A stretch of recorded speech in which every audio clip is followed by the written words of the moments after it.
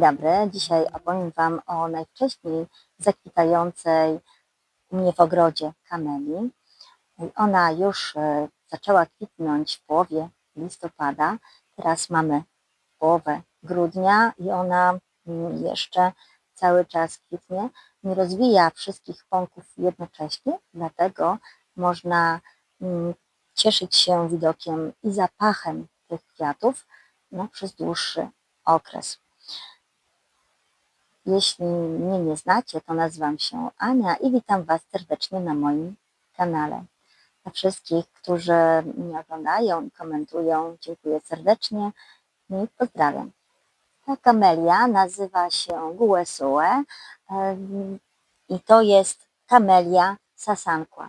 Kamelia sasanqua Guesue pochodzi z Nowej Zelandii. Te, które posiadam w ogrodzie, to są kamelie japońskie i one znacznie się różnią od tej kamelii.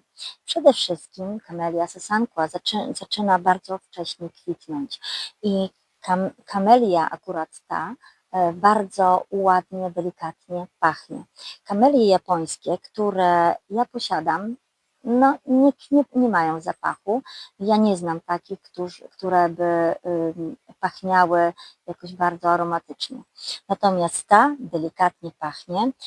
Może ma mniej okazałe kwiaty, mniejsze, natomiast one są takie karbowane i w środek tu akurat rozwija się następny. Środek ma taki podwójny i też karbowany.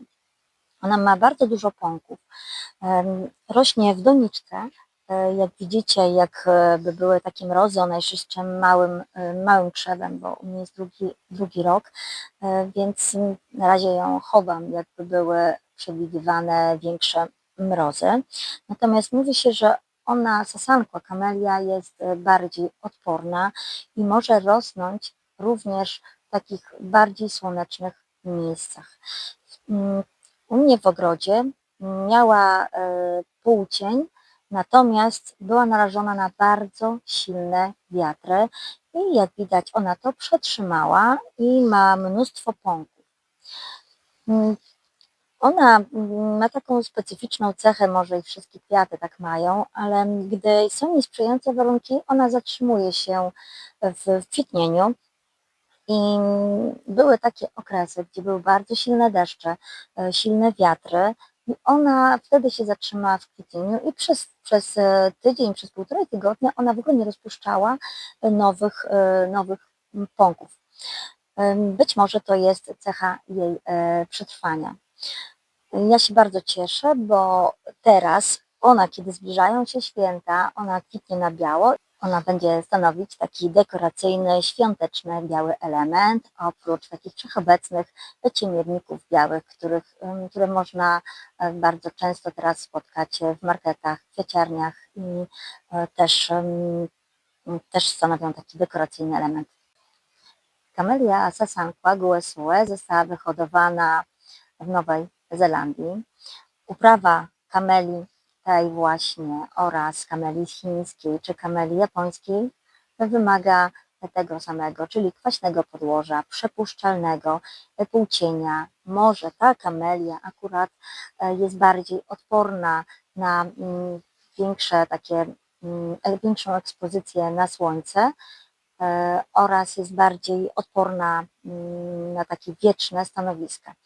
Ta akurat rosła naprawdę bardzo przez lato w takim miejscu, gdzie wiały naprawdę silne wiatry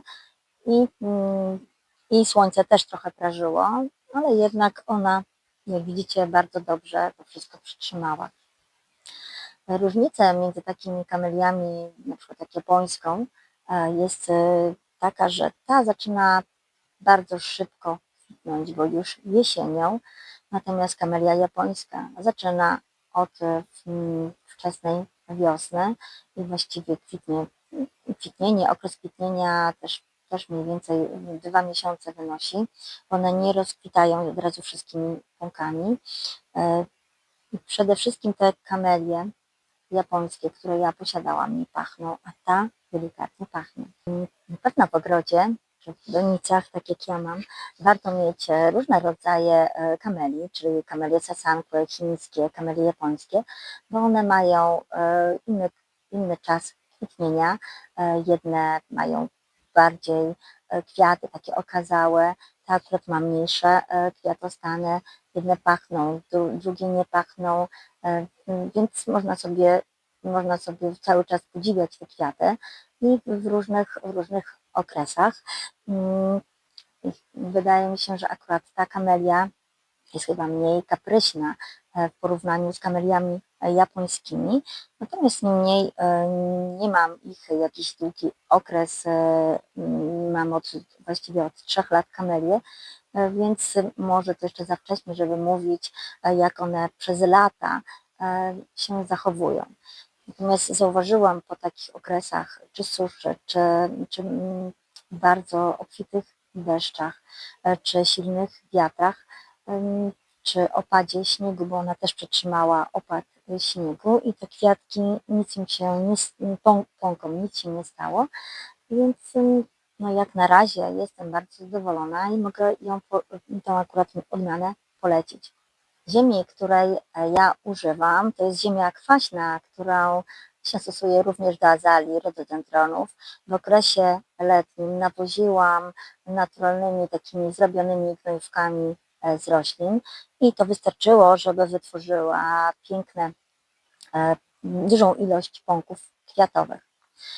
Jeżeli na przykład nie macie jak zastosować się właśnie takich gnojówek roślinnych, bogatych w azot, czy później w potas, które pozwalają na wytworzenie większej ilości pąków kwiatowych, no to wiadomo, że stosuje się różne kupne preparaty.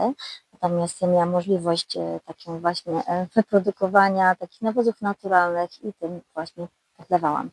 Ona ma łatwość w tworzeniu pąków kwiatowych i widzę, że bardzo dużo wytworzyła, natomiast kamelia japońska, z tego co zaobserwowałam akurat w tym roku, wytworzyła mniejszą ilość pąków, a kamelia sasankła naprawdę ma bardzo dużą ilość pąków, teraz nie widać, ona kwitnie tutaj, na razie ma 4 takie pąki rozpuszczone, jedne większe, drugie mniejsze, natomiast ona ciągle rozwija pąki kwiatowe. Kamelia japońska widzę, że ma pąki dużo większe, nabrzmiałe i będzie po prostu miała mniej kwiatów.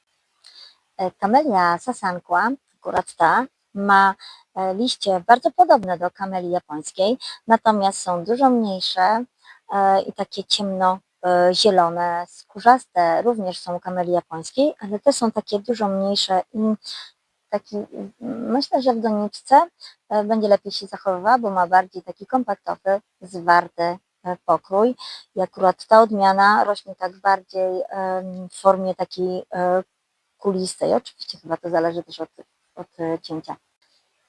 Chciałabym Wam pokazać, jak ona kwitnie, w pełni kwitnienia, ale ona rozwija kilka pąków kwiatowych, może z 6 czy 5 jednocześnie. Więc trudno uchwycić, kiedy ona by była w pełni kwitnienia, jak na przykład róże, gdy wszyscy zakwitają i cały krzew jest taki bogaty w rozkwitłe kwiaty. Natomiast ta pojedyncza rozkwita, być może ona jest jeszcze mała i nie widać tego efektu wow. Ona też rośnie w doniczce, więc to też ma wpływ. Jeżeli by rosła na przykład w gruncie, pewnie kwitnienie byłoby też inne. Ale jeżeli nie jesteśmy pewni, jak ona przetrzyma zimę, no to lepiej ją po prostu mieć w donicy. Odstawię ją na miejsce, bo trzymam ją właśnie w takim zacisznym miejscu, a teraz znalazła takie na okres zimowy, przynajmniej jak nie ma mrozu, właśnie w tym miejscu ją trzymam. No i zobaczymy. Oczywiście jakby były dużo większe mrozy, no to trzeba ją będzie wstawić do pomieszczenia. Ogólnie kamelie, no ta akurat jest bardziej odporna, natomiast no, na wszystkie trzeba uważać. Dziękuję za obejrzenie odcinka. Jeszcze nie raz opowiem o tej kamelii, jak ona będzie się rozwijać, więc zapraszam do subskrypcji jej kanału, żebyście mogli być na bieżąco. Dziękuję bardzo, do widzenia.